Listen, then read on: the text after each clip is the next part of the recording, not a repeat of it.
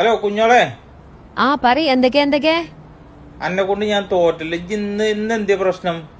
ആ അംസാഖാന്റെ അവിടെ തേക്കാൻ വന്ന ഇന്ത്യക്കാരായിട്ട് എന്താ കച്ചറ ഉണ്ടാക്കിയായിരുന്നു? ഓലെ തല്ലി എന്തൊക്കെ ചെയ്ത് പറഞ്ഞുകൊണ്ട് അംസാഖ് എന്നെ വിളിച്ചിന്ന്. ആ അത് നിങ്ങൾ ചെവിയിലെത്തി എപ്പത്തെ പെട്ടെന്ന് എന്താ പ്രശ്നം എന്ത് ചെയ്യുന്നു?